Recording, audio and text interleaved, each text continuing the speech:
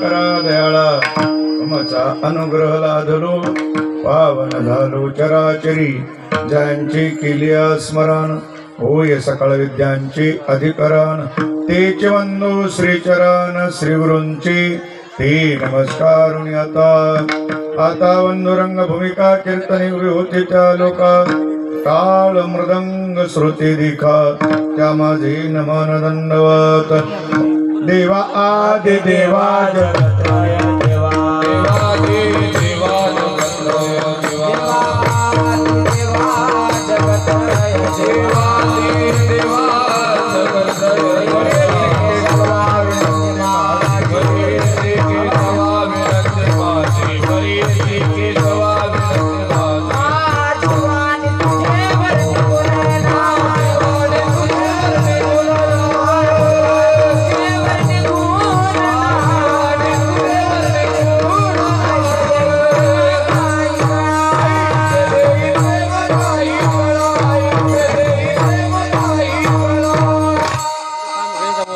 लागे सेवक झालो तुमच्या लागलो निज चरणा आहो स्वामी तुकया देवा यावरी न करावा अवहीर गोकुळीच्या सुखा अंतपार नाही लिखा बाळ कृष्णानंदा घरी आनंदल्या नरनारी। आज आपल्या या कोळवाडी गावी आता सर्वांनी शांत बसा। महिला मंडळा कोणी बोलायचं नाही आता 1 वाजूस्तर वेळ झालाय आधीच तर ऊन होतोय पुन्हा तापतोय सगळं शांत बसा।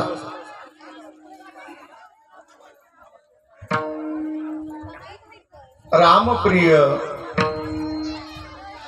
भक्त सेवक भक्ती मार्गाचे मार्गदर्शक जगद्गुरु श्रीमंत श्री तुकोबराही ज्यांच्याकडे भक्तीचा मार्ग विचारतात असे भक्तवीर हनुमंतरायाच्या मंदिराचा कलशारोहण सोहळा ग्रामस्थांनी मोठ्या श्रद्धेनं भावनेनं निष्ठेनं सर्वांनी एकत्रित येत सुंदर मंदिर या ठिकाणी उभं केलेलं आहे। त्याचा कलशारोहण सोहळा आहे। आज त्याची सांगता 2 दिवसाच्या या कार्यक्रमाची होते। वारकरी संप्रदायामध्ये सांगता करत असताना काल्याचे कीर्तन करावं लागतं। वास्तविक या गावामध्ये कीर्तन परंपरा नव्हती त्यांच्यामुळे त्यांना फारशी काही कल्पना जरी नसली तरी त्यांच्या मनामध्ये आलेला जो हा श्रद्धा भाव आहे अतिशय महत्वाचा आहे। आपण हिंदू धर्म संस्कृतीची सर्व माणसं आहोत। आपल्या धर्म संस्कृतीमध्ये उपासनेच्या पद्धती भिन्न आहेत। आपण एकच आहे सर्व। आपल्यामध्ये देवता पुष्कळ आहेत त्यामुळे कुणी या देवाची कुणी त्या देवाची कुणी त्या देवाची सेवा करतं। आपल्यामध्ये गंध लावायच्या पद्धती वेगळ्या आहेत, उपासना करायच्या पद्धती वेगळ्या आहेत, जप करायच्या पद्धती वेगळ्या आहेत, ध्यान करायच्या पद्धती वेगळ्या आहेत, पूजा करायच्या पद्धती वेगळ्या आहेत। ह्या पद्धती जरी भिन्न भिन्न असल्या तरी आहे एकच, त्यात भेद नाही। देवतत्वाच्या ठिकाणी भेदत्व नाही, उपासना सोपी व्हावी म्हणून अनेकत्व आहे। मी प्रत्येकाला उपासना करायला सोपं व्हावं म्हणून भगवंताने वेगवेगळे आकार घेतले, वेगवेगळी रूपं घेतली, वेगवेगळे अवतार घेतले।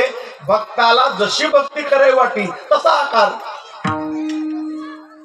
मात्र या भक्तीचे मार्गदर्शक हे हनुमंतराय आहे आणि म्हणून संपूर्ण ग्रामस्थाला द्यावे तेवढे धन्यवाद। थोडे सुंदर असं आपण नियोजन या ठिकाणी केलेलं आहे आणि त्यामध्ये कीर्तन सेवा माझ्याकडे आली। हरिभक्तीपणे आमचे रोहिदास महाराज। आता कोणी महिला मंडळी नका हळदी कुंकू लावायला, हळदी कुंकू लावायचं नसतं आता कीर्तनामध्ये। बसायचं सर्वांनी शांत बसायचं, ऐकायचं। हळदी कुंकू लावायला कोणी यायचं नाही। आता पूजा वाटणीच असते दिंडीमध्ये। आता महिला मंडळात बी लावू नका, तुमच्यात तुम्ही बी फक्त शांत ऐकायला बसा। हळदी कुंकूचा कार्यक्रम आता नाही, नंतर होणार आहे। शेवटला सगळ्या माता मावल्या आल्यात, मायलिकीने कळस दिलेला असतंय त्यांना। ग्रामस्थ ते मग गुरुजी आले ते आमचे जोडसरने सांगितलंय, ते नियोजन आहे सर्वांचं। त्यामुळं हळदी कुंकू नंतर होईल। आता फक्त न बोलता माझं संपेपर्यंत शांत बसा म्हणजे सर्व व्यवस्थित होत। तर या निमित्तानं आपण या ठिकाणी कलशारोहणाचा कार्यक्रम पूर्णत्वाकडे केलाय। कळसाकडे जात असताना पाया मजबूत असावा लागतो. पाया जर अज्ञानानं रचला असेल तर बिल्डिंग कळसापर्यंत जाऊन पोहोचत नाही. म्हणून ज्ञानदेवे रचिला पाया. ज्ञानाच्या द्वारे पाया रचायचा, म्हणजे अज्ञानानं नाही. मग ते भक्ती असो, परमार्थ असो किंवा संसार असो. संसार जरी करत असला, व्यवसाय जरी करत असला तरी तिथं ज्ञानाचीच आवश्यकता आहे. परमार्थ सिद्धीला न्यायचं असेल तर ज्ञानच पाहिजे आणि भक्ती करता सुद्धा ज्ञान पाहिजे. कारण अज्ञानानं केलेली भक्ती हे कळसाकडे जाऊ देत नाही, ते दुःखामय संसाराच्या दुःखापर्यंत येऊन पोच करत असते. अज्ञानाची भक्ती इच्छिते संपत्ती आहे का नाही. त्यामुळं कळस काढायचा म्हटल्यानंतर माणसानं आपल्या जीवनाचा कळस काढायचा विचार करावा. म्हणून या कळसाकडे बघून आपल्या कळसाचा विचार करायचा असतंय. आणि ज्याला जीवनाचा कळस काढता येत नाही त्याच्या जीवनाची किळस येत असते. किळस शिवणे वाटेत असेल तर कळस काढला पाहिजे. आणि मग कळस काढायचा असेल तर त्याला जी साधना करायची आहे, त्याला जी भक्ती करायची आहे ती ज्ञानाच्या द्वारे करावी लागते, अज्ञानानं नाही. म्हणून ज्ञान देवे रचिला पाया, उभारिले देवालया. आणि मग त्याच्यामध्ये जनार्दन एकनाथ खांब दिला भागवत. त्या भक्तीला मजबूती आणण्याकरता भागवताचा खांब असावा लागतो. आणि एकदा का ती भक्ती मजबूत झाली की त्याच्यावर कळस कधी निघाला, जर त्याच्या जीवनामध्ये अखंड परमात्म्याचं चिंतन सहजरित्या चालू राहिलं समजायचं त्याचा जीवनाचा कळस आहे. तो का झाला असे कळस भजन करा सावकाश. आणि म्हणून या कळसाच्या कार्यक्रमाच्या निमित्तानं आपण या ठिकाणी एकत्रित आहेत. आणि भक्तीपरायण मृदंगाचार्य प्रमोद महाराज, गायनाचार्य आमचे गणेश महाराज माळेगावकर, पांडुरंग महाराज, माझ्याबरोबर आले मनोज महाराज, त्यांचे सर्व हे विद्यार्थी संस्थेचे आणि आपल्या परिसरातील जी वारकरी संप्रदायाची भाविक मंडळी आहेत, गावातील सर्व नातलग माता मावल्या मायलिकी या निमित्तानं सगळ्याच आलेल्या आहेत. या कळसाला मायलिकीच असावे लागतात, कारण त्यांच्याशिवाय कळस उजळत नाही. त्याच्यामध्ये फार वैशिष्ट्य आहे, लक्षात घ्या.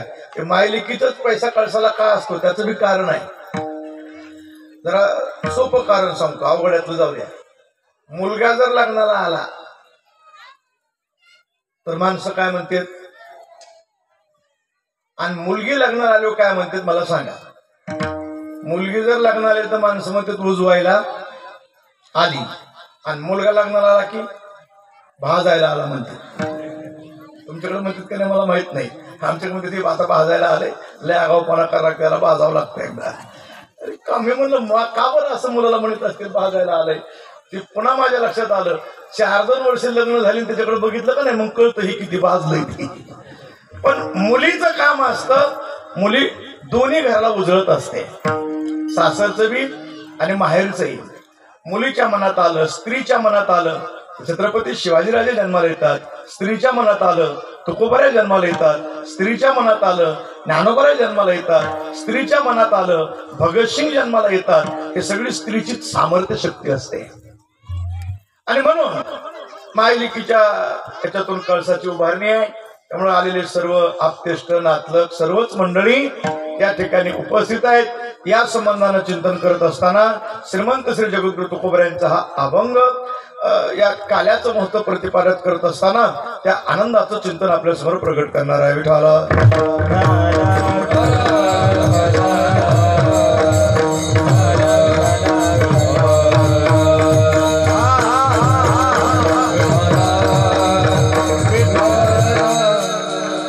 काला काय आहे?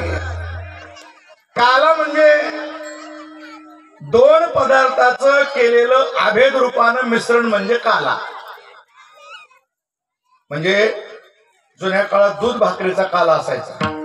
पहाट ही आजोबा मंडळी उठायची, सकाळी सकाळी उठल्या रात्रीची शिळी ज्वारीची भाकरी अशी बारीक चुरायची आणि त्याच्यामध्ये दूध टाकायचं घरचं निरसम गायचं आणि ती काला करून नातवाला खायला सकाळी नाश्त्याला निहारीला द्यायचं. ते दुधाचा आणि भाकरीचा काला होता. त्याची चव वेगळी होती. भाकरी बी ज्वारी बी शुद्ध होती, हायब्रिड नव्हती ती. ज्वारी म्हणजे ज्वारी ओरिजिनल आणि दूध बी घरचं निरस. त्यामुळे त्या काल्याची जी चव लागायची ती चव ज्यानं खाल्ली त्यालाच माहिती, दुसऱ्याला आता माहित नाही. आता बटर आली, बटरावाल्याला हा नाश्ता माहित नाही. मग तो दूध आणि भाकर एकत्र केल्यानंतर त्याचा काय होतो काला.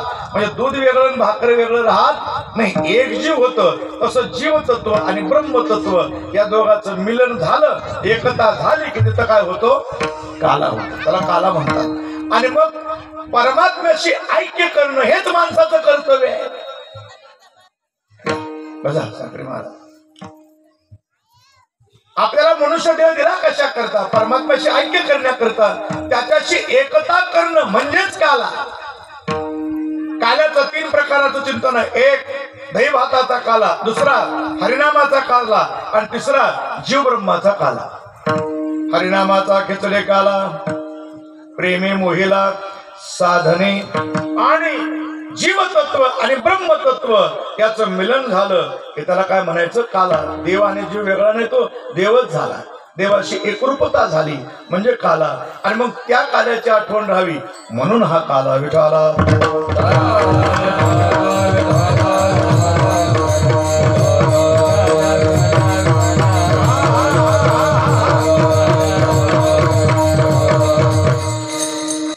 भारत देशाचा जो गौरव आहे ना तो काल्यात आहे. वारकरी संतांनी जी क्रांती केली 750 वर्षापूर्वी, त्या क्रांतीचं एक आगळं वेगळं स्वरूप आपल्याला काल्याच्या द्वारे पाहायला मिळतं.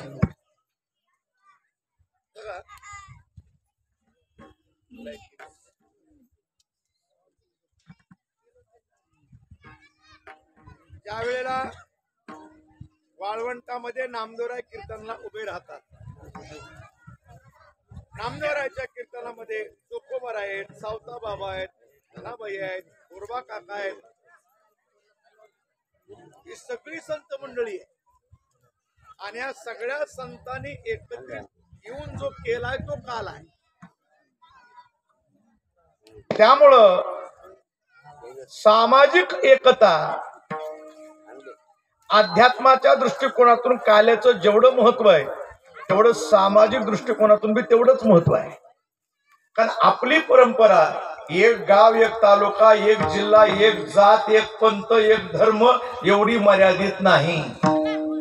आम्ही त्याला संकुचित करायला लागलो आहे, हे आमचं दुर्दैव आहे.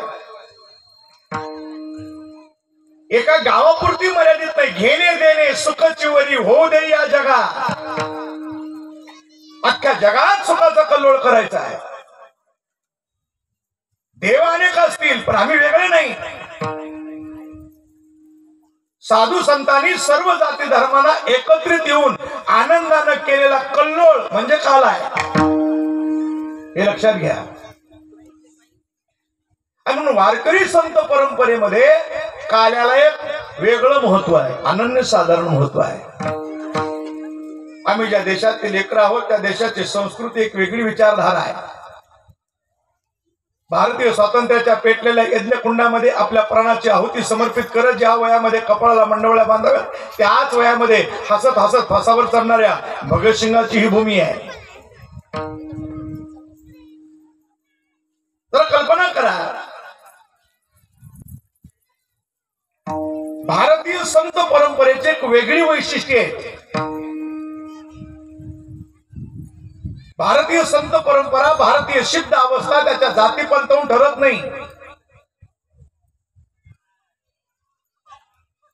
अतिशय चुकीच्या वृत्तीनं वागणारा एक व्यक्ती जो दरोडे टाकतोय, हजारो लोकांना मारतोय, तेवढ्या लोकांना मारणारा एक व्यक्ती ज्या वेळेला एका संत महापुरुषाच्या सानिध्यामध्ये येतो त्यावेळेला त्याच्या जीवनामध्ये क्रांती घडते आणि त्याची अवस्था एवढी सिद्ध होते की जगाच्या मालकाला त्यानं म्हणेल तसं वागावं लागतं. हे गोष्ट लक्षात घ्या.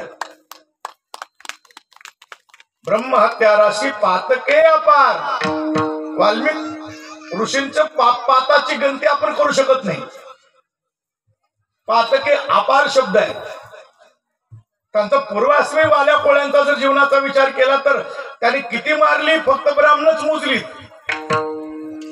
बाकीची तर मोजलीच नाही.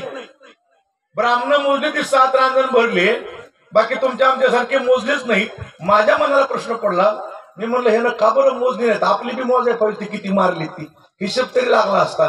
पुन्हा माझ्या लक्षात आलं मी म्हणलं ते वाल्या कोळ्याला वाटलं असतं ही मोजायसारखी सुद्धा नाही, ही हिशाब लावायच्या लायकीचीच नाही, फक्त ब्राह्मण मोजली. एवढी पापी वृत्ती परिवर्तित करून त्याला एक शुद्ध संत बनवण्याचे सामर्थ्य हे भारतीय संतत्वाच्या ठिकाणी आहे. आणि मग बोलीला वाल्मिक तैसेची करीन वरतून दावेल नामा म्हणे. केवढा अधिकार, केवढा अधिकार.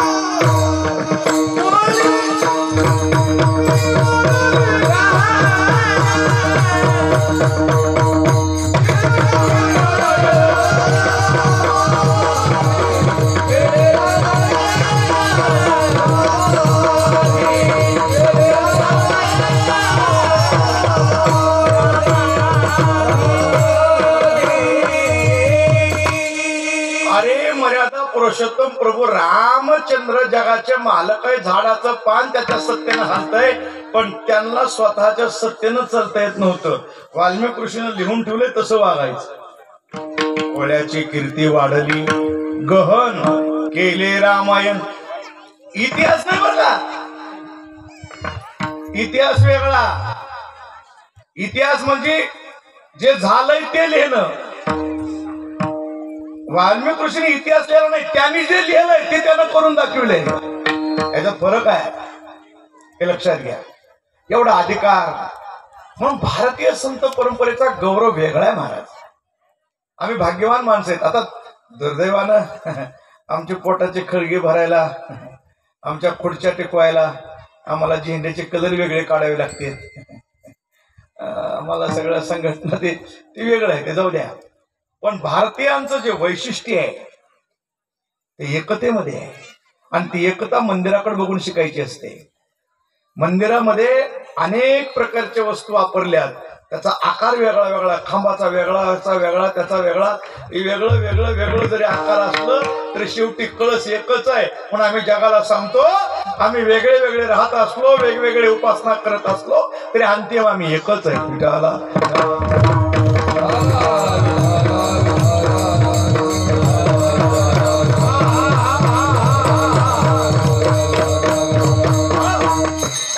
ब्रह्माशी ऐक्य करणं म्हणजे काय आहे? काला आहे. त्या काल्याकरता आनंदाचा आपला अनुभव घ्यायचा आहे. मग आता आनंदाकरता जीवन आहे. आनंद काल्यात आहे, कालव्यात नाही बरं का. आनंद कशात आहे? काल्यात. आपण इथं कशाला आलो? काला कराय का कालवा कराय? काला कराय. इथं म्हणजे इथंच नाही, मृत्यू लोकात बी आपल्याला देवानं हा देह दिलाय, ते काला करण्याकरता दिलाय, कालवा करण्याकरता नाही. पुन्हा ऐका, कालवा दोन प्रकारचा, बाहेरला वेगळा ना आतला वेगळा. बाहेरला कालवा शांत करणं सोपं आहे, पण आतला कालवा शांत करणं सोपं नाही. म्हणून काल्यात शांती आहे, काल्यात आनंद आहे. आणि मग तो जो आनंद आहे तो अनुभवण्याकरता आम्हाला मनुष्य देह आहे. कारण हा सुख सोहळा स्वर्गी नाही.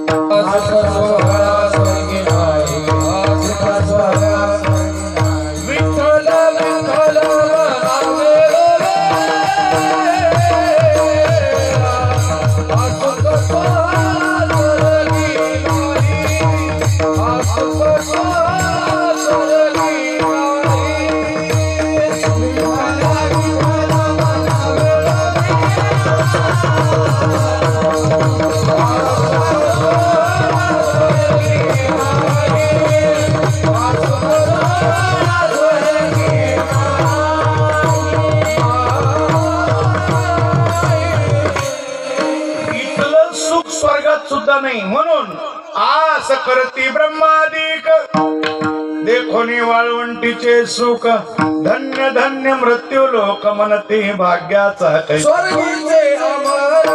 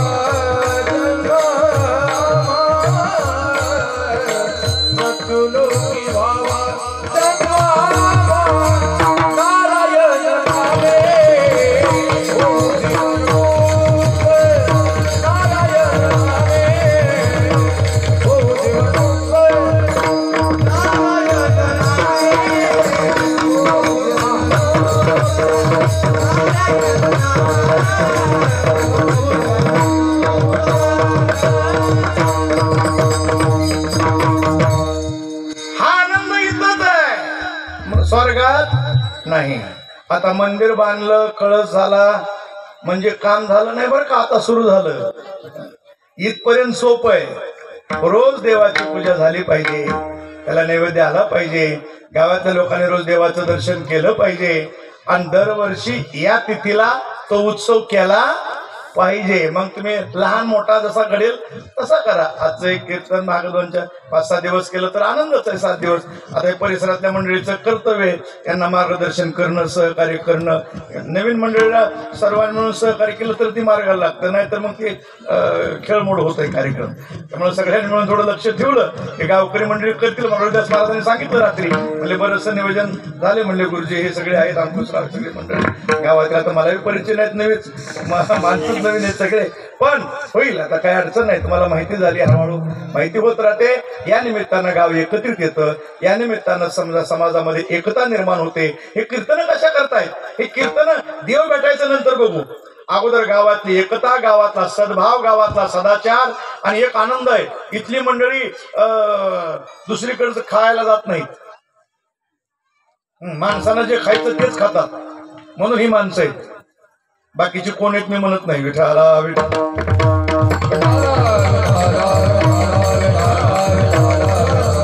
हे फार महत्वाचं आहे, हे लक्षात ठेवा.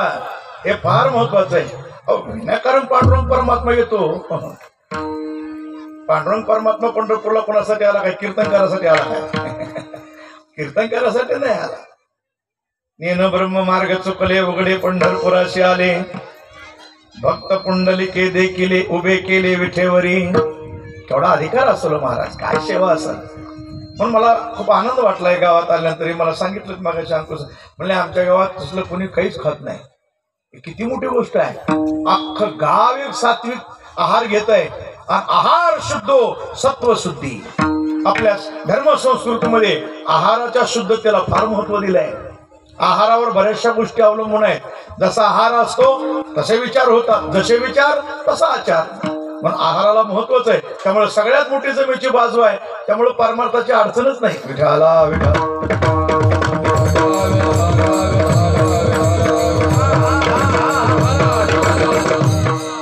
आपल्याला आनंद घ्यायचा, हे सगळं खरं आहे. मृत्यू लोकांमध्ये आनंद घेण्याकरता भगवंतानं ध्येय दिला, हेही खरं आहे. पण आनंद कुठे हा मोठा प्रश्न आहे. सुख कुठं आहे? पैशात सुख आहे का?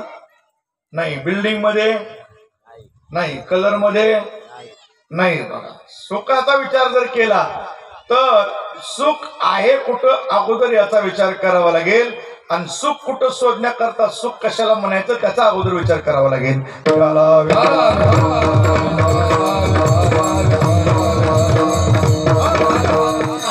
ज्ञानोबाने सुखाची व्याख्या केली की मोहना सोय जीवात्म्याचे लाहे ते ते जे होय तया नाम सुख. सुख आणि देव हे वेगळं नाही. सुख आणि देव एकच आहे. ज्या कोणी सांगा सुख रूप ऐसा, ज्या कोणी सांगा सुख रूप ऐसा, तुझा कोणी सांगा सुख रूप ऐसा, तुझा कोणी सांगा सुख रूप ऐसा, तुझा कोणी सांगा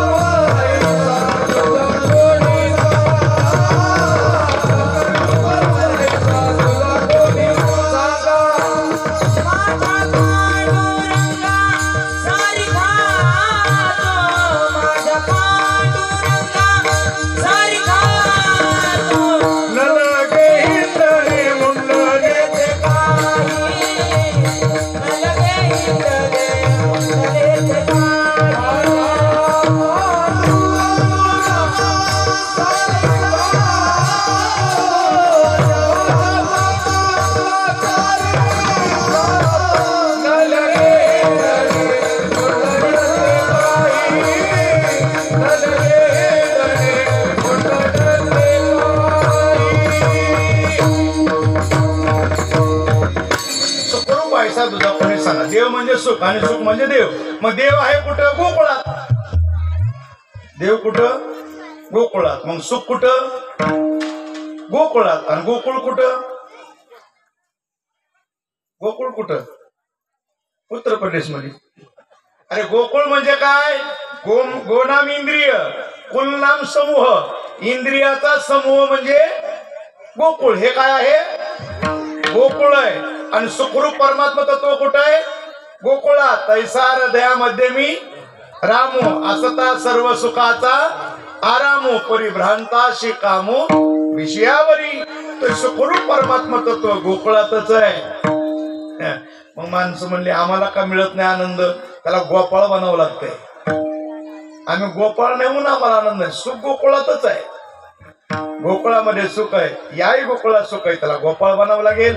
आणि त्या गोकुळाच्या सुखाचा विचार केला तर तिथं तर आनंदच आहे. किती आनंद आहे?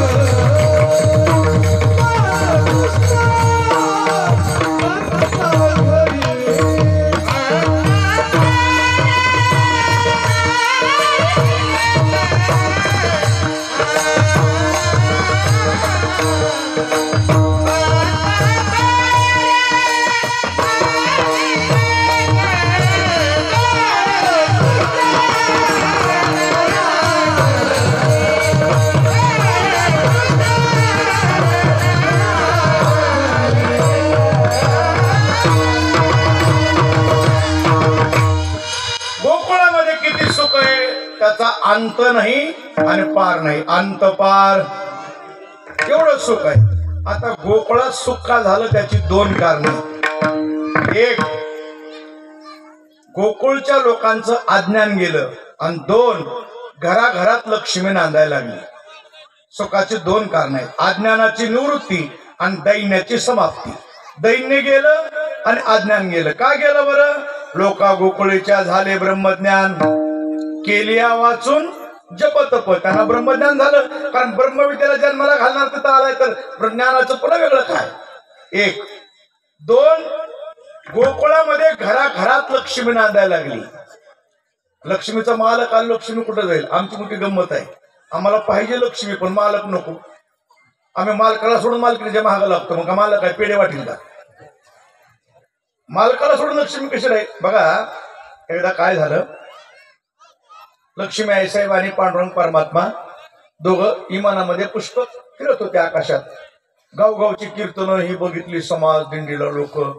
पांडुरंगाला आनंद वाटला. किती लोक भक्तीला लागलेत, किती लोक कीर्तन भजनाला लागलेत. देवाला मोठा आनंद वाटला. देव आपलं खुश आहे. आईसाहेबांनी विचारलं का बरं एवढं का खुश झालात? बघणं म्हणे किती लोक भक्तीला लागलेत, माळकरी झालेत, भजन करतेत, किती भाविक झालेत. ती म्हणली स्वतःची थापटून घेऊ नका. का? हे तुमचे भक्त नाहीत, माझे भक्त आहेत. भक्त माझेच आले तुमच्याकडं. काय मी कसं म्हणतीस? अगं माझं नाव घेऊन नाचते, दिंडीला येते, कीर्तनाला किती गर्दी, मंदिराला किती गर्दी, मिरवणुकीला किती. तू बघितलंस का काही? किती भक्ती वाढली. ती लक्ष्मी म्हणली तुम्ही काही तू पाठ तुटून घेऊ नका. की माझे भक्त येते तुमच्याकडे व समाधान माना. पांडुरंग म्हणले असं कस काय म्हणतील, असं कस काय, माझे भक्त तर माझी भक्ती करते माझे. म्हणजे बघायचे का कोणाचे भक्त आहेत, म्हणले बघायचे. तुम्ही जाऊन काय सप्ताह करायचे ते करा, माझे भक्त मी सिद्ध करून दाखवते. तुमच्याकडे कोणी माझ्याशिवाय तुम्हाला कोणी विचारित नाही. आता नवरा बायको दोघांचं लागलं, म्हणजे ठीक आहे ठरलं. पांडुरंगानं रूप बदललं, एका वारकऱ्याचं रूप घेतलं. गावात आले, आपल्या कोळवाडीसारखं गाव, कार्यकर्ते जमा केले. बाबा सप्ताह करावं लागते, मंदिर उभं करायचे, सगळे या. सगळी लोक तयार झाली, पट्टी गोळा झाली. सुलभ आमंत्रण 7 दिवस सगळ्याला, पंक्ती वाटप झाल्या. सगळं असा साक्षात देव आलाय ना, काय कमी आहे. रूप बदलले, वारकऱ्याचं रूप आहे. असा सप्ताह रंगात आला. 4 दिवस झाले. चूलमन एक माणूस घरी नाही, मंडपातच माणसाची गर्दी.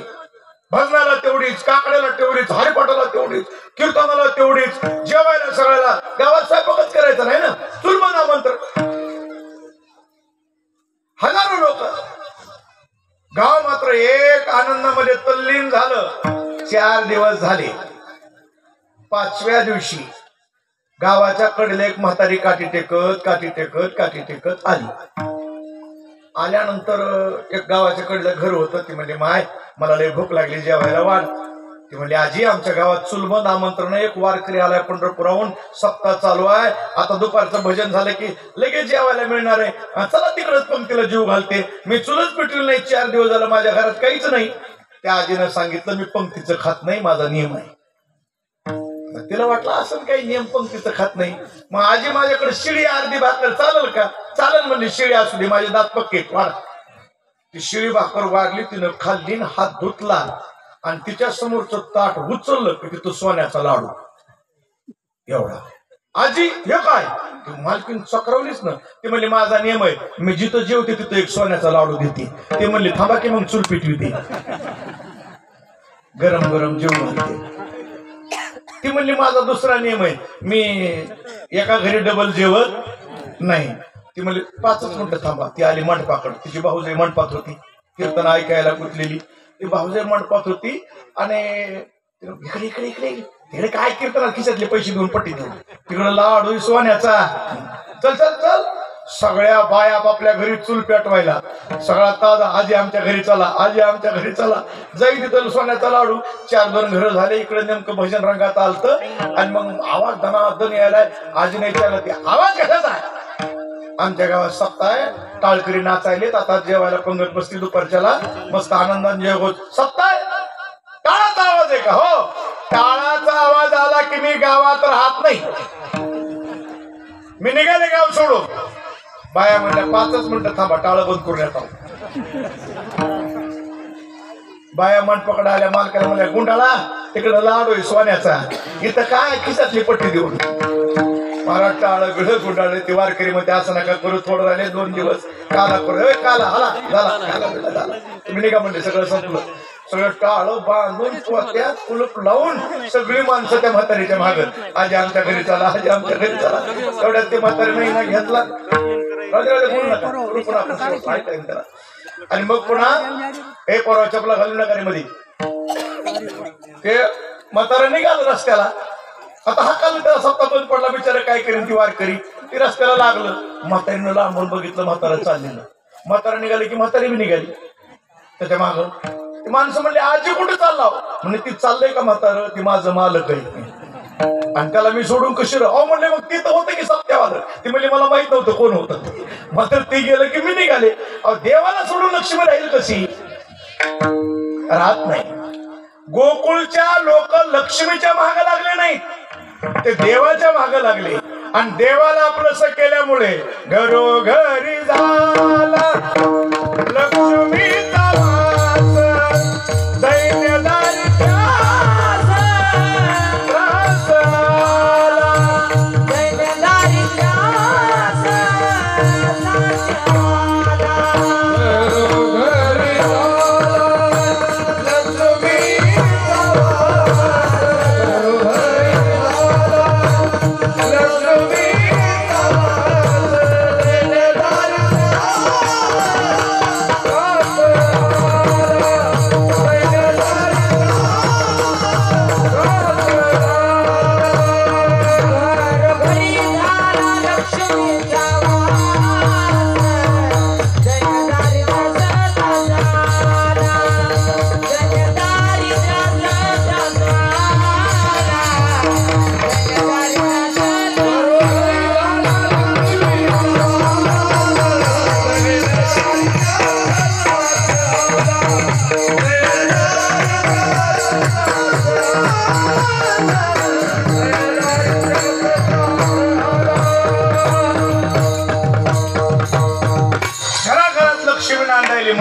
गोकुळामध्ये सुख आहे, आनंद आहे. पण गोकुळात आनंद आहे, मथुरेत दुःख आहे.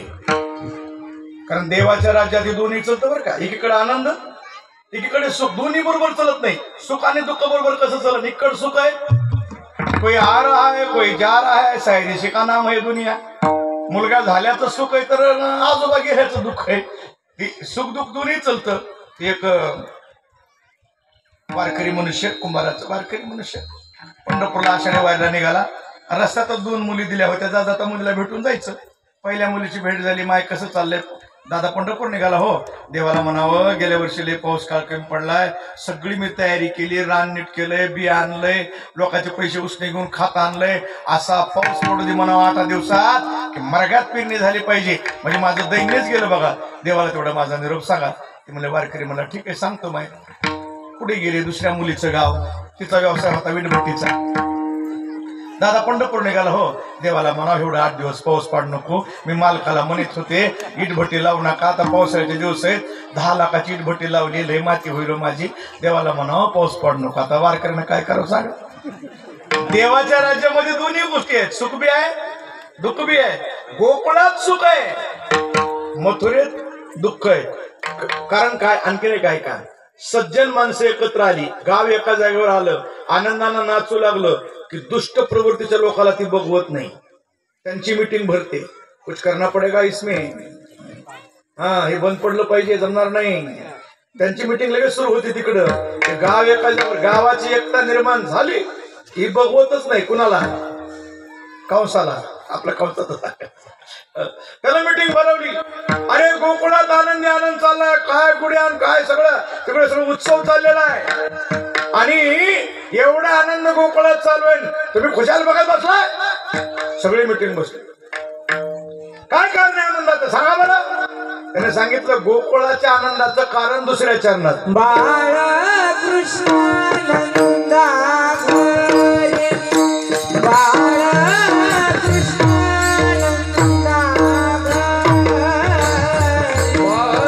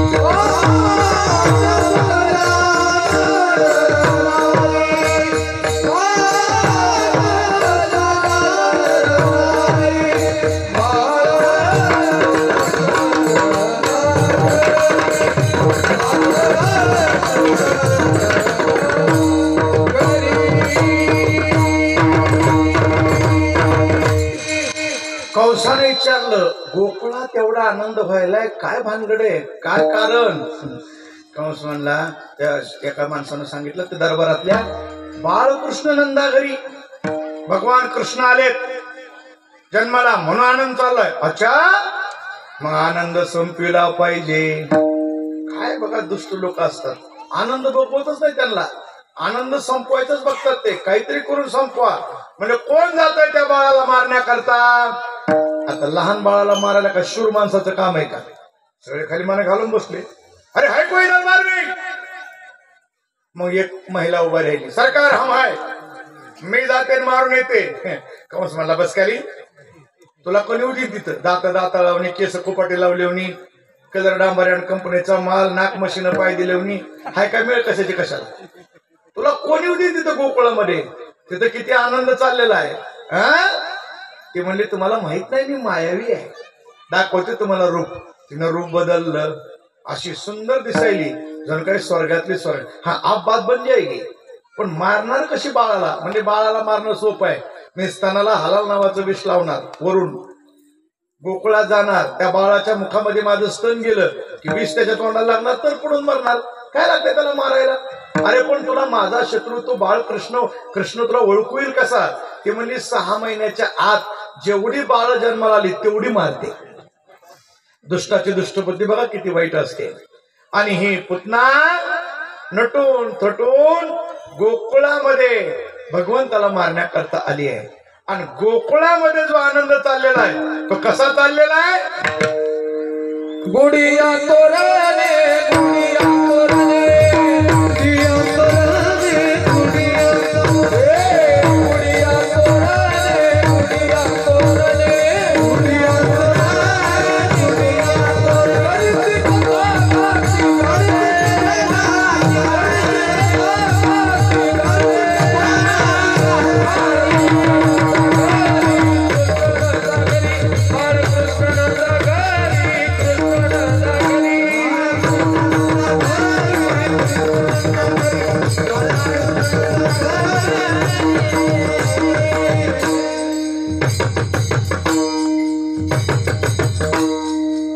कसा आनंद चाललेला आहे गोकुळात. गुडिया तोरणे करती कथा गाती. गुड्या उभ्या केलेल्या आहेत, तोरणं बांधलेली आहेत, रांगोळ्या काढलेल्या आहेत, सगळा आनंद आनंद आहे. आणि पुतणेचं आगमन झालं. ज्या घरची माऊली पाण्याला गेलेली लहान बाळ बघायचं, आतमध्ये जायचं, बाळाला उचलायचं, स्तनाला लावायचं, त्या लेकरानं प्राण सोडला की पाण्यात टाकायचं, निघून जायचं.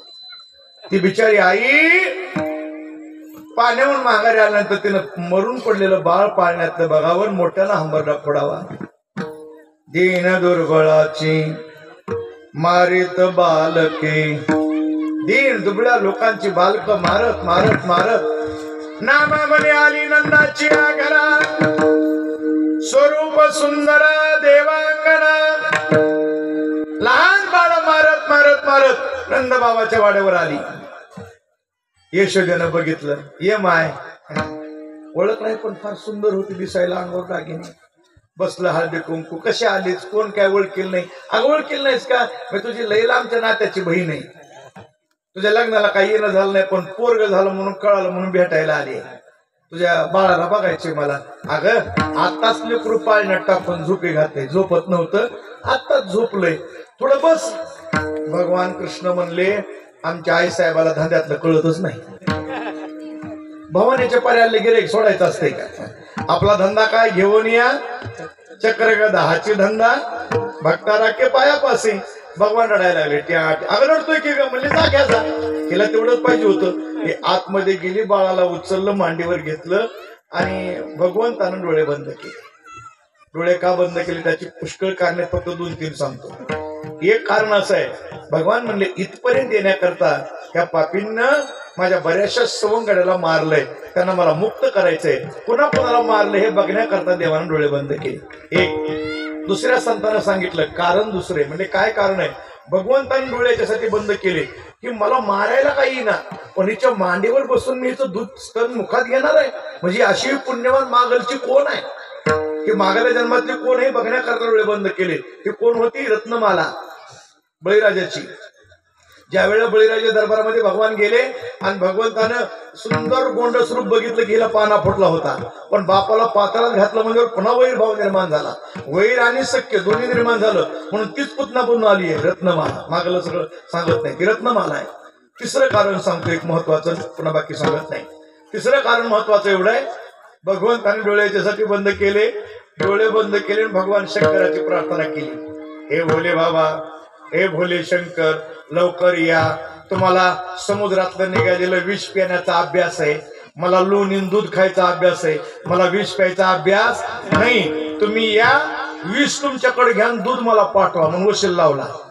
कसं आहे, कुणी बी गोड बोलून महादेवाला विष पाजते. काय करता भोळा महादेव शंकर बिचारा, त्याला गोड बोलून विष पाजतात माणसं. भगवान कृष्णाने त्याला गोड बोलून प्रार्थना केली, कंठात येऊन बसायला सांगितलं आणि मग हिनं स्तनाला बाळाला लावलं. हिला वाटलं बाकीच्या मोटरीसारखी टुल्लू मोटर आहे की जळून जायला, तिला माहित नव्हतं ही पाणबुडीचा पंप आहे म्हणून. यानं सुरुवातीला विष खेचलं, भगवान शंकराकडे गेलं, दूध खेचलं, रक्ताकड फुटबॉल गेला, मग तिला कळालं ही कसं मरणा गेले. तेवढ्यात तो प्राण खेचले, अरे लाला छोड, अरे लाला छोड, अरे लाला छोड. 6 महिन्याचं बाळ बोलायला लक्ष द्या. भगवान म्हणले मौशी जी हम आधे में नहीं छोडेंगे, अभी ठिकाणा लगा के छोड़ देंगे. अर्ध्यात सोडत नाही म्हणला आणि तुझे प्राण खेचून घेतले आणि पुतना धाड दिशी पडली. बरीचशी राक्षस भगवंतानी बाळपणामध्येच मारली. का ग बगरीटा मारली बाळपणी, अवघी दैत्य खानी बुडविली. म्हणून भगवंताच्या चरित्रामध्ये बरीचशी मारली. पण याच्याही पेक्षा भगवंताने गोपाळाला जो आनंद दिला त्याचा विचार महत्वाचा आहे. ते करू, पण एकदा भजन करू. विठोबार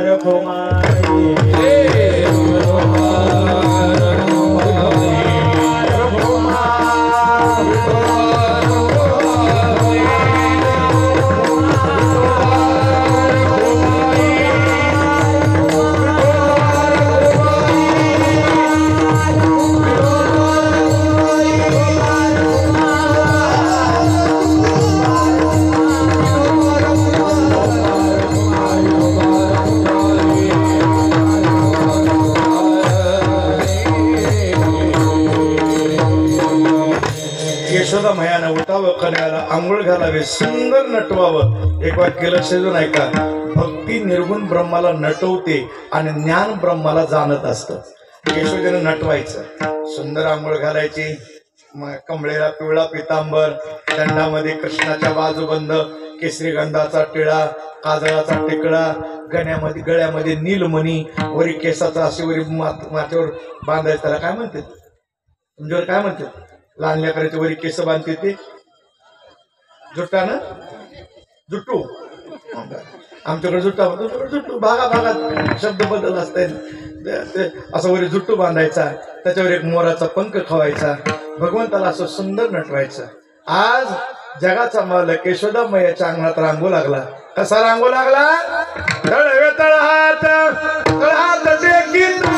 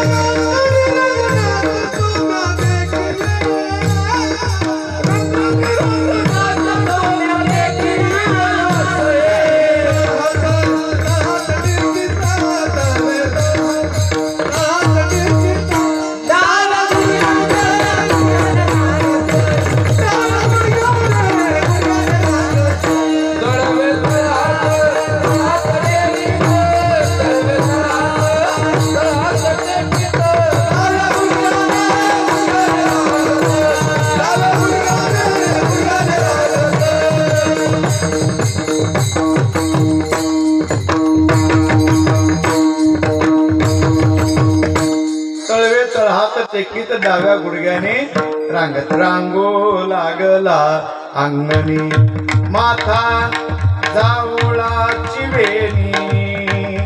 भगवान रांगू लागले. यशोदेच्या काय भाग्य असेल महाराज. त्या देवाचं स्वप्न पडत नाही आम्हाला. तो परमात्मा यशोदेच्या अंगणात रांगतोय. परब्रह्म निष्काम तो हा, गवळी या घरी तो हा, गवळी या घरी, वाक्यावाळे अंध कृष्ण नवनीत चोरी, म्हणती गवळणी हरीची पाऊले धरा, रांगत रांगत येतो हरिहा राज मंदिरा. भगवान परमात्मा रांगता रांगता लीला करू लागले. रांगत रंगणी चोरी तोडणी धावणी धरती गवळणी. बघता बघता 5 वर्षात झाली बरं का साखरे मला. कीर्तनात लवकर मोठे होतात, भागवतात हळूहळू मोठे होतात. 5 वर्षाचे झाले. वाड्याच्या बाहेर पेंड्या बोबड्या सुद्धा मी वाट बघत होते ना.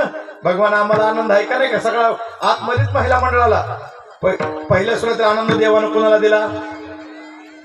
गवळण दिला. वाड्यात कोणाची गर्दी होती? गवळणीची. म्हणून पहिली पंगत बसवायची पद्धत देवानं सुरू केली आहे. महिलाची पंगत पहिली हे देवानं सुरू केली आहे पद्धत. अगोदर वाड्यात आनंद कोणाला दिला? गवळण दिला. मग वाड्याच्या बाई पेंड्या बोबड्या म्हणल्यावर आमचं काय आहे का नाही?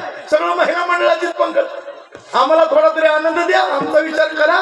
भगवान बाहेर आले. का कालवा करायला रे? का कालवा करायला?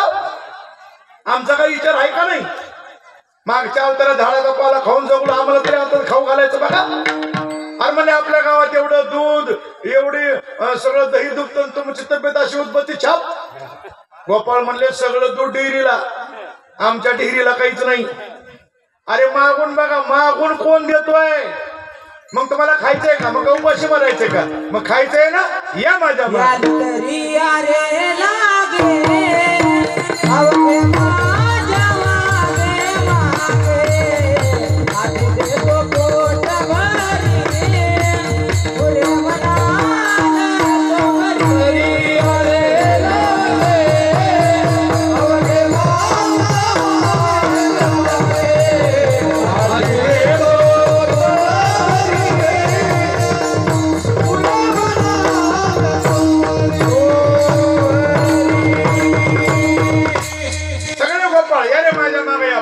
देतो. चला भगवान पुढे, गोपाळ माग. पेंड्या म्हणला तुझं घर इकडे, तू इकडे कुठे घेऊन चाललास? भगवान म्हणले मी तुमचा नेता, तुम्ही माझे कार्यकर्ते. मला पोट भरण्याशी मतलब. नेता काय खिशातलं देत असतो का? त्या अंबरातलं देईन नाही तर तळ्यातलं देईन, तुम्हाला काय घेणे देणे? तुम्ही गुन्हा महाग. चला. पेंड्या म्हणला अरे दुसऱ्याच्या घरी जायचं म्हणलं चोरीच करायची. मग पंगत का म्हणत कळसाची जाऊन बसायला कोण देईल आपल्याला असं? अरे मग चोरी करायची म्हणून साहित्य घ्यावं लागेल का नाही? भगवान म्हणले सगळं घेतलंय उगुणानं, चल गडबड करू नको. काय काय घेतलंय सांग? वस्त्रगाळ केली, माती घेतली, खडे घेतले, सराटे घेतले. पेंड्या हसला. काय घेतले म्हणला? अरे चोरी करायची काठी, तलवार का मातीन खडे? खडे कशाला? भगवान म्हणले आपण वाड्यात प्रवेश केला. गाडगं कुठं राहणार आहे? शिंकेला वेले गाडगं वरी आहे. आणि प्रत्येक गाडगं खाली काढून बघायला वेळ पुरायचा नाही. मग खडे मारून बघायचं गाडगं भरलंय का रिकाम आहे. जरा भगवान चांगला पाऊस पडून बघते, सप्ताह करतात का नाही, पुन्हा कमी करून बघते, भाव वाढवून बघते, कमी करून बघते, देतात का नाही मंदिराला पट्टी, देतात का नाही सप्त्याला पट्टी. कोणाचाही पैसा मंदिराकडे येत नाही. पुन्हा लक्षात ठेवा, किती बी श्रीमंत असू द्या, ज्याच्याकडे पुण्य त्याचाच पैसा मंदिराच्या कामाला येतो. पापी माणसाचा येतच नाही, पट्टी फाडून सुद्धा येत नाही. हे अनुभव आहे मला.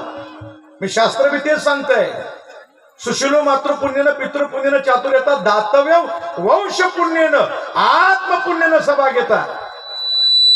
आईची पुण्य असेल तर मुलगा सुशील जन्माला येईल, वडिलाची पुण्य असेल तर मुलगा चतुर जन्माला येईल, संपूर्ण कुळाची पुण्य असेल तर मुलगा दाता जन्माला येतो. कोणाच्या हातून दान धर्म घडत नाही, कोणाचा पैसा पंक्तीला येत नाही, कोणाच लय पैशावाले चिकारे जगात मंदिराला रुपया येत नाही, त्यांचा पट्टी पावती फोडून येत नाही म्हणलं तर कारण त्याचा पाप आडवं येतो. दोष त्याचा नाही, त्याच्या पापाचा दोष आहे. त्याला पुण्य असावं लागतं. तुम्हाला खोटं वाटल, मंदिर आपलं खूप मोठं आहे, जवळजवळ 2-4 कोटीचं काम आहे. तुकोबाऱ्यांचं मंदिर हे सगळ्याला माहिती आहे.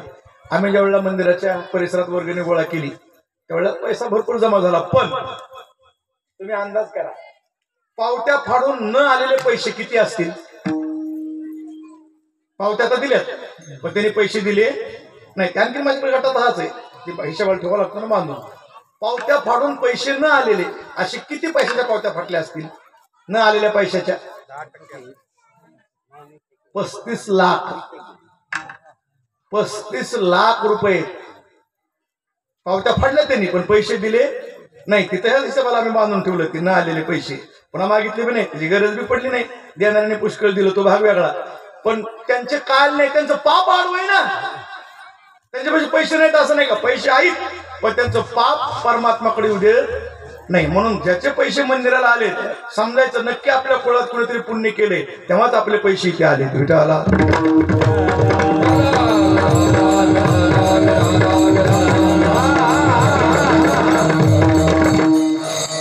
तो द्या. मी काय सांगतो लक्षात घ्या.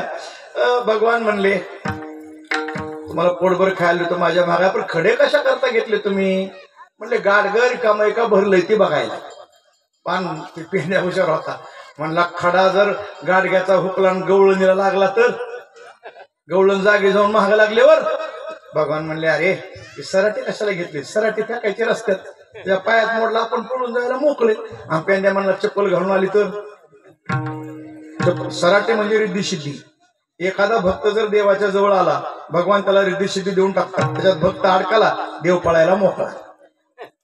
पेंड्या म्हणला ती गवळण चप्पल घालून आली तर भगवान म्हणले माती फेकायची डोळ्यात, वस्त्रगाळ केली. माती म्हणजे मुक्ती. एखादा भक्त जास्त जवळ आला भगवान त्याला मुक्ती देऊन टाकतात. म्हणून तर संत मुक्तीचा स्वीकार करत नाहीत. माती फेकायची मग पळून जायचं. आणि पेंड्या म्हणला चष्मा घालून आली तर भगवान म्हणजे तुला खायचं का गुन्हा, चल 1:15 वाजायला लागलाय, हे वरलं तापायला लागले तू भलता लांबवायलाच घेण्या देण्याचं, तुला खायचंय तर महागाई नाही तर होय घरला. रोज एका घरी जायचं वाड्यावर, काय खायचंय तेवढं खायचं. सकाळी गवळीने उठून बघायच्या पाहते गवळणी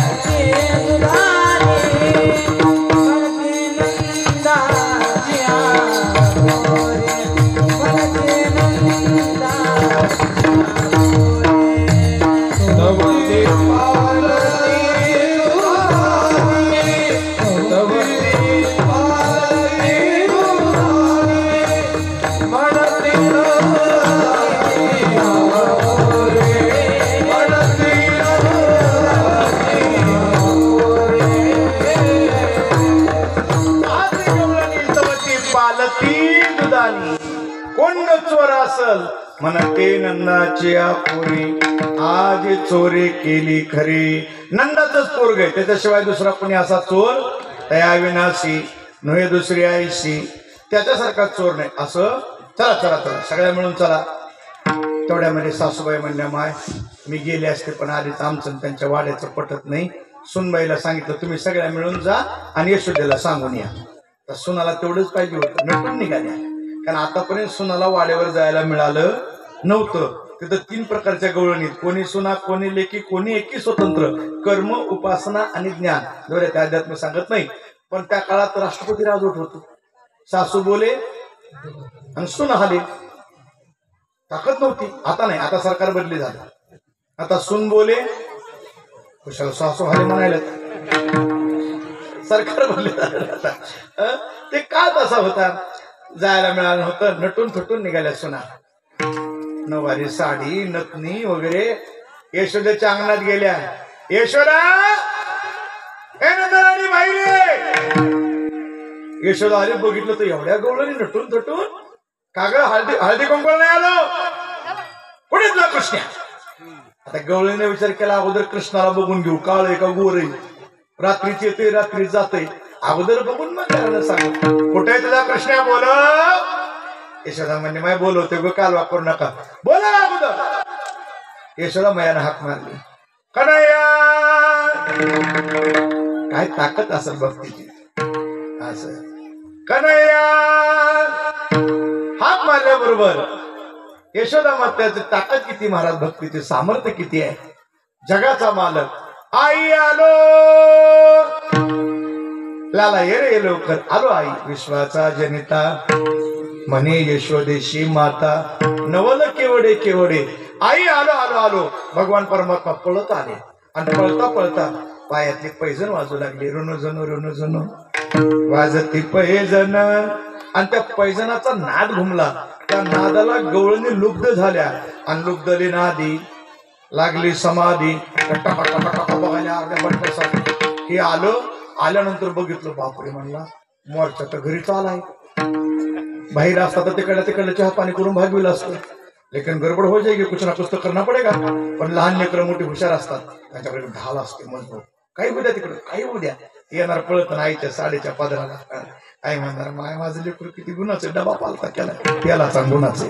ते लेकराला आधार आईच्या साडीच्या पदराचा आहे. आणि एक वाक्य लक्ष देऊन ऐका, जर लहान लेकराला पदराचा आधार दिला तर म्हातारपणी आदर, नाहीतर मग आदर पुन्हा नाही. आता ते शहरात ते पदर बी चाललाय, आदर बी चाललाय जबरदस्त. महात्मा बोंबल ते आदर पदरात असतो. भगवान आले पळत पळत आईच्या साडीला धरले. आई म्हणले माझं बाळ आलं बघा, किती गुणाचं बाळ, सगुण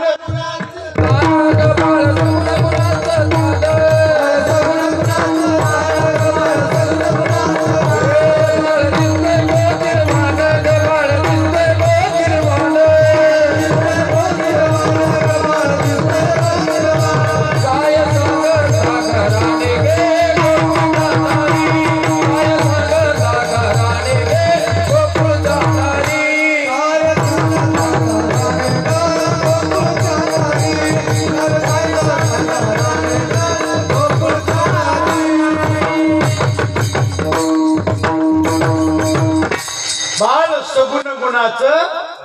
बघा माझं बाळ यशोदा लय गुणाचं नाही का, एक खोडी का सांगायला. काय केलं ग लागलीस कालवा करायला. परवा आला आमच्या घरा, दारी निजला होता म्हातारा. 80 वर्षाचं म्हातारा दारात झोपलं होतं. तुझा कृष्ण्या आला, 80 लिटर ताकाचा डेरा उचलला. म्हाताऱ्याच्या ढिरीवर दिशी फोडला. उगं खाल्लं पिलं होतं म्हणून जगलं नाही तर कचकलं असतं तर. यशोदा म्हणजे काय पट्ट का ग तुला, काय बोलायला जिब्बी भाई का नाही.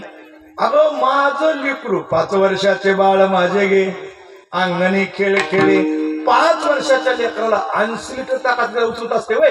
काही बोलते काय, ऐकून घ्यायला म्हणून. यशोदा म्हणले ते गवळण म्हणले माय 5 वर्षाच्या लेकराला डेरा उचलत नाही पण उचलला ही बी खरे, माझ्या डोळ्यानं बघितलंय. यशोदा म्हणले उचलला असं नाही तर तुझ्या म्हाताऱ्याची ढिरी का ग म्हणली. उगा नागाराच्या नागारा. काही लोकांची ढिरीली मोठी असते. तुम्हाला एक ढिरीवाला माणूस सांगतो, पंढरपुरात एक ढिरीवाला माणूस आहे. तुम्ही गेल्यावर बघा पंढरपुरामध्ये. मी गाडीत बसून तुझ्याकडे बघत होतो. त्याची एवढी ढिरी होती महाराज, ती मोटरसायकलवर बसायला होतं. तेव्हा अगोदर ढिरी उचलून टाकीवर ठेवली पुन्हा मागून पाठ. पंढरपूर आहे बरं का, गेल्यावर बघा. नाहीतर देव बघायचा सोडून ढिरीवाला हुडकीत बसतात. पण हाय मोठा. यशोदा म्हणली काय विकेस सांगते माझं लेकरं. थोड्या दुसरी गवळ म्हणली यशोदा बाकीचं सोड, तुझ्या कृष्णात चोऱ्या करते. हा पोरग चोऱ्या करायला नीट समजून. काय चोरलं ग, काय चोरलं. लोणी चोरतोय. हा माझ्या घरी 9 लाख आहे, लोण्याचा पुरे तुझ्या चोरायला चोरतोय लोणी. आम्ही बघितलंय. यशोदा म्हणले जास्त बोलायचं नाही. काही पुरावा आहे का, पुरावा असला तर बोला, आता नाही का पुरावा. बर येऊ दे घरी, नाही गोडीत आणलं तर पुन्हा बोल. नावाचे बोकळा बाईच नाही, येच म्हणाव. दाखवते माझा हात. जेव्हा ती बाई तन करेली हे ना असं बघितलं साडीच्या आडून. म्हणला पेंद्या इकडे. ती महागाल्याकडीची नतीवाली एक म्हणला तिकडली. तिकडे कुठं बघायला इकडे पण नतीवाली आहे. गोकुळातलं सांगायला मी लईच लागली म्हणला कालवा करायला. जरा बघ रे म्हणला, तिचं घर बघ, तपास कर कोण कोण असते घरी. पेंद्या तिच्या महाग महागड ही पुढं येऊन दाखवते माझा हात. बोकळा बाई